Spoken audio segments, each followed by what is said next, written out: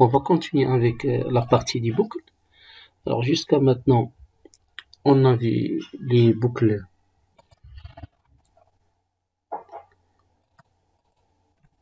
du type de boucle. Donc on a vu la boucle pour. On a dit que la boucle pour, on l'utilise souvent lorsqu'on a un nombre des cas qui est bien déterminé. Donc lorsqu'on connaît déjà le nombre des itérations qu'on va faire. Alors chaque exécution de boucle, on l'appelle itération. Alors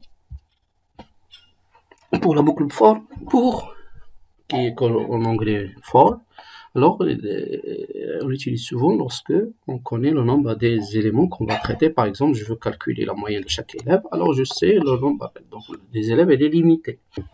Donc le traitement va être répété une fois. Lorsqu'on ne connaît pas le nombre des itérations à faire, toujours on utilise ce qu'on a la boucle.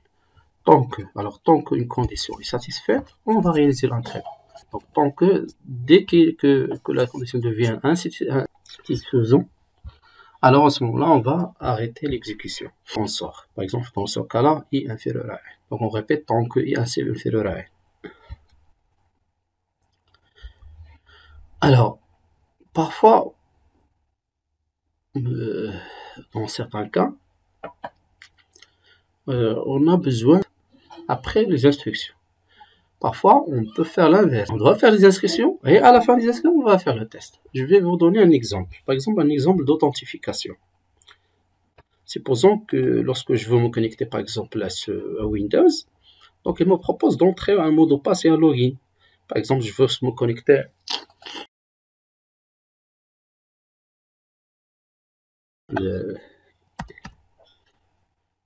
j'entrer dans ce site-là, par exemple.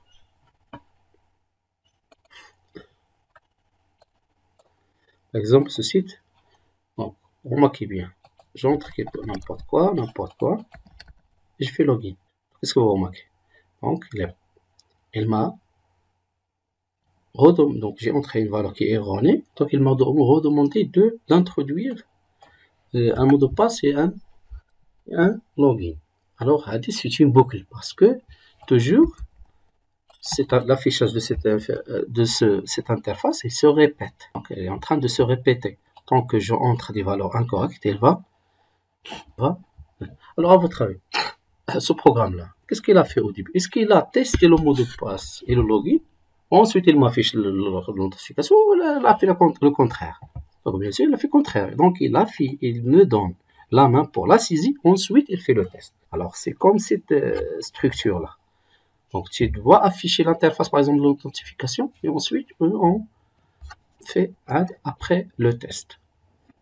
Un exemple, par exemple, ici, donc le même exemple, par exemple, ici, juste on incrémente le i, tant que i est inférieur à n. Alors, quelle est la valeur de i à la sortie? Alors, on va le tester.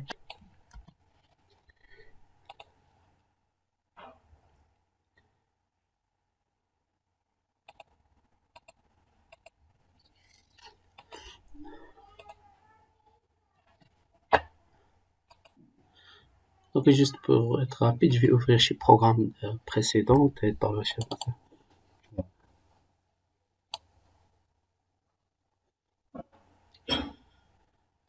Question de temps.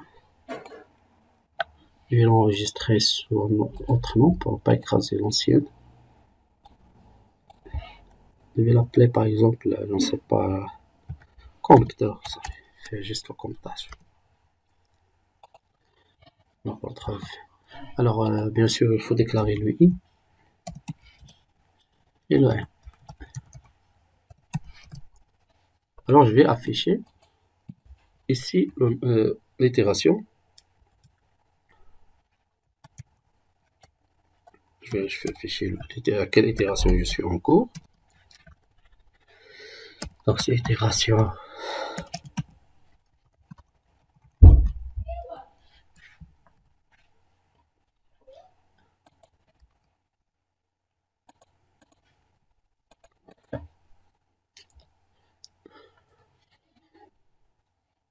Alors, l'itération, c'est dans i. Alors, on va corriger après. Donc, je vais exécuter.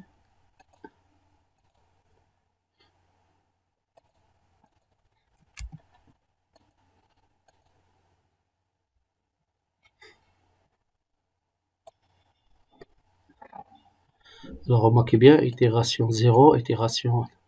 Alors si vous remarquez bien, donc il a commencé par i égale 0, itération 0. Donc là, au lieu d'afficher le i, je vais afficher i plus 1. L'itération là, c'est 1, donc plus 1. Donc je dois revenir à la ligne, et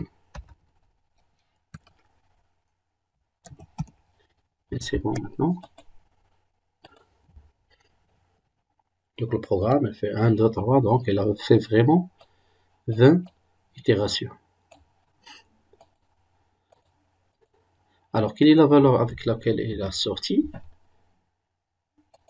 Votre avis? Donc, je vais afficher à la fin le i.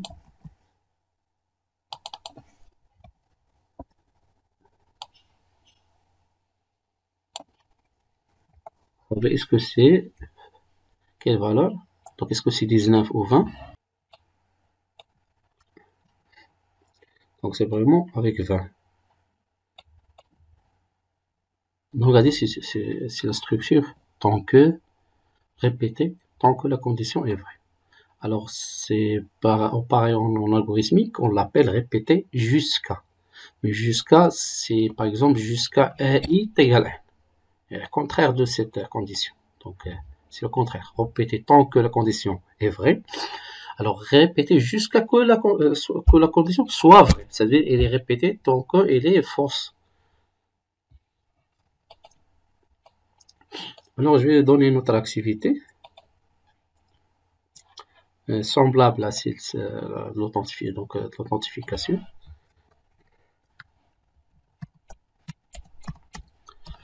Alors, on veut réaliser un programme qui calcule, donc c'est un tout grand programme. On suppose qu'il existe des instructions après, mais au début, le programme vous invite à s'authentifier. Donc, on va juste entrer un code. Si le code est celui du code qui est enregistré déjà, qui est demandé déjà, on va se mettre d'accord sur une valeur.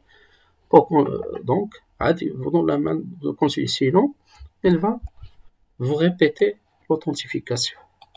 Alors, nouveau, voilà le même problème. Donc, je vais juste l'enregistrer sur notre nom. Donc, j'ai déjà fait authentification, c'est mon authentification 1.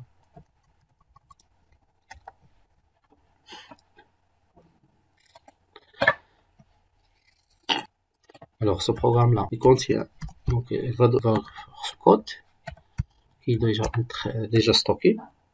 On la valeur maintenant 100. Donc, le code correct, c'est mieux.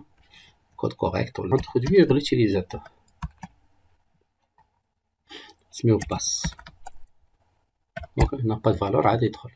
Alors, le premier message, ça doit être, donc, on a dit, donc, on doit donc, faire l'affichage de l'interface. On va lui demander entrer le code. Le code reçoit. Donc, après donc, la lecture de ce code-là, je vais le mettre dans code pour passe, pardon. Alors, qu'est-ce que je vais tester? Je vais tester sur condition, sur jusqu'au code égale passe. Alors, si le code est différent de passe, je ne vais pas continuer. Si le code est différent de passe,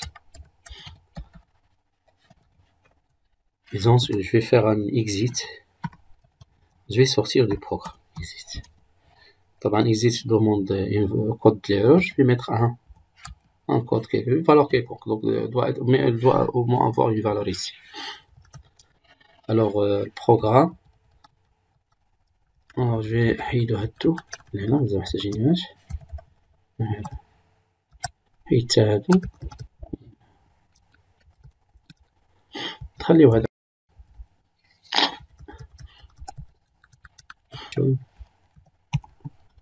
نحتاجوها ونحتاجو donc نديرو الميساج سي اوت. Donc ça veut dire on va remplacer c'est out. Continue.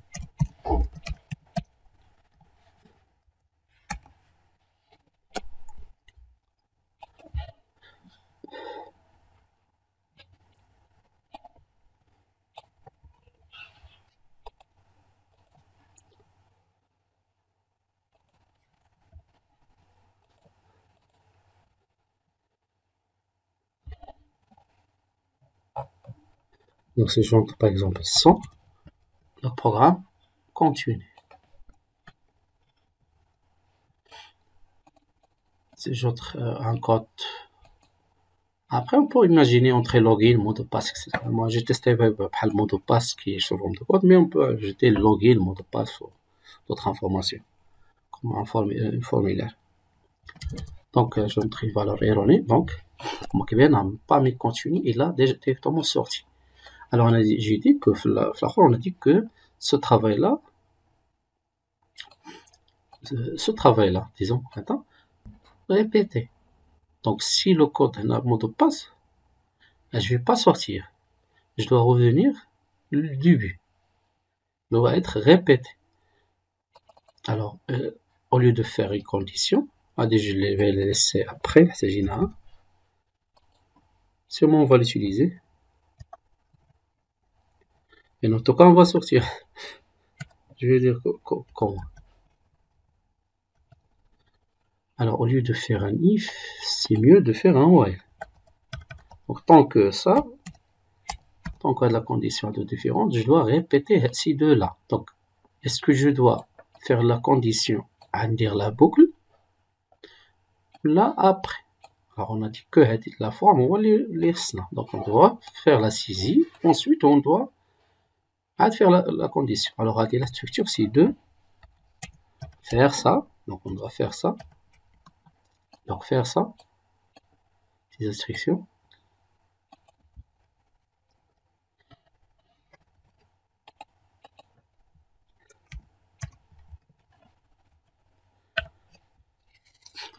Alors, toujours do while se termine par point virgule. Ça s'appelle là une seule instruction. Là, seule instruction. Alors, tant que le mot de passe je reviens. Donc, tant qu'ils sont différents, je reviens. On verra est-ce que ça va marcher. J'entre un code, donc 10. Alors, c'est bien, donc il me rend la main. Il me rend la main. Problème, il ne va jamais s'arrêter. Donc, quand il va s'arrêter, soit je rentre le code erroné, pardon, correct. Il va continuer l'exécution. Alors, pour ne pas avoir un problème avec un programme qui a toujours raté jusqu'à l'infini, une idée, par exemple, qui est les guichets automatiques. Donc vous, par exemple, lorsque vous introduisez juste trois erreurs, donc soit qu'il vous bloque la carte ou carrément vous bloque le compte. Donc, disons que on bloque on va juste sortir du programme. Alors, qui va dire ça? Donc, je dois compter à le nombre d'itérations que j'ai fait. Je vais utiliser cette variable. Donc, je l'ai initialisé 0. Alors, je vais ajouter une condition. Avant de faire la saisie, donc je ne dois pas mettre la saisie. Alors, si il va atteindre la valeur 3. Donc, toujours pour les valeurs, mieux de faire des comparaisons au lieu de faire de l'égalité stricte. Donc, c'est égal 3. Supérieur est égal 3. Alors, à ce moment-là, je vais me sortir du programme. Carrément. Je vais sortir du programme. Là, c'est à 3. Alors, est-ce qu'il va atteindre 3? Votre avis? Non. Parce que est égal 0, il fait de la boucle à dire, on n'a pas touché i. Donc, qu'est-ce qu'on devrait faire? On devrait incrémenter le i. Zido 1. Donc, soit on dit le i reçoit i plus 1, comme ça. Là-dessus, forme. Qui a de la forme, qui est équivalent à i plus reçoit 1. C'est-à-dire qu'il a de la forme post-fixée. Ok, autre forme, est plus simple. De dire c'est i plus plus. Comme ça. Ou il existe une forme autre, c'est plus plus i.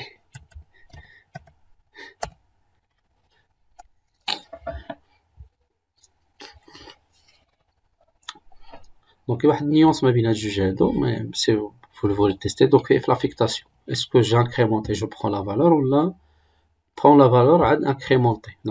Si x reçoit i plus plus, donc, les deux هادو عندهم deux significations différentes. On va tester après. On va tester entre les deux. Je vois la différence بيناتهم. Mais في هاد الوكاد c'est pareil. I plus le plus I, c'est correct. Bleed. Alors, à ce moment-là, remarquez bien d'abord. Alors, je vais entrer dans le code qui est erroné. Donc, il me répète la saisie, il me répète la saisie, mais elle va s'arrêter parce que l'UI, elle a atteint 3.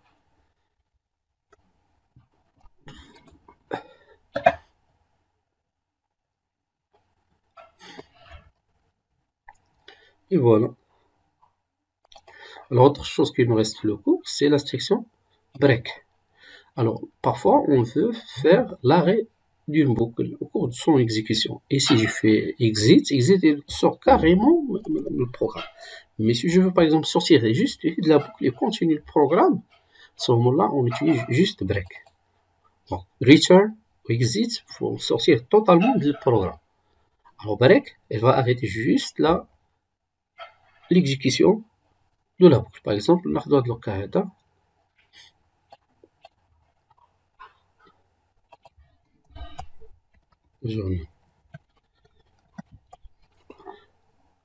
Alors, je vais prendre هاد الوقت هذا. On va le tester. Alors, je vais exécuter le code le cours. Alors, marquez bien, on a la valeur 40. Alors, qu'est-ce que j'ai fait ici? Donc, for i allant de 0 à i est égal 10. On fait 1, on reçoit 1 plus 2. Et 1 4 z fait la somme. Comme on a dit, je 2, 2, 2, 2. Je fais des sommes. Et là, je l'ai fait en commentaire. Ils sont en commentaire. Donc, marquez bien, il a fini la valeur 40. Maintenant, je vais le décommenter et l'exécuter. Alors, remarquez bien qu'il s'arrête à la valeur 32. On peut voir l'arrêt فوقاش وقع بالضبط. Là, je vais afficher. C'est out. Donc, il y a juste affiché le i. Le i égal.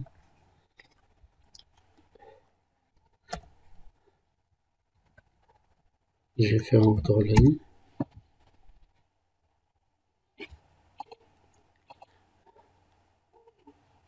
Remarquez, il y a la 6. Normalement, l'autre cas, c'est le commentaire, vous allez voir qu'il va atteindre le maximum qui est 9. Donc 9. Enregistre, prête 6. Parce que 6 تحققت la condition que i est supérieur à 31. Donc lorsque les sautements, on fait un break et on arrête. Il y a break et il y a continue. Continue, qu'est-ce qu'il fait? Donc, si la condition est vraie, il va passer l'étape suivante sans faire là. Par exemple, ici, supérieur, par exemple, i supérieur à 3. Là, il est supérieur à 5, par exemple. On va continuer. Vous allez remarquer que la somme ne va pas être exécutive à partir que n supérieur à 5. Remarquez bien. Donc, remarquez, شدنا 0 1 2 ناخذ les itérations قفلنا حد 20 ما كملاتش القهر ولا ما كملاتش سميتو تقدر دوز لي بوكل. فوا تحققات كتقدر دوز لنا لي بوكل. باردون هنا درت ان تيغال 20 دونك هنا نديرو 27. باردون ندير هنا 25. لا هي ديك سي بون. Ça veut dire que le programme كامل n'était pas exécuté parce que n est égal supérieur à 5. n est supérieur à 5 donc il continue. هو بقى كيدور خرجنا ب n égal 20. سي بون انا خرجنا ب n égal la valeur initiale. بحال لا somme ما دارش 20. donc la somme ما دارش n'est pas effectuée. L'opération continue. Donc continue on utilise lorsque on veut passer l'itération suivante sans continuer l'exécution ou le contraire de là il y a break.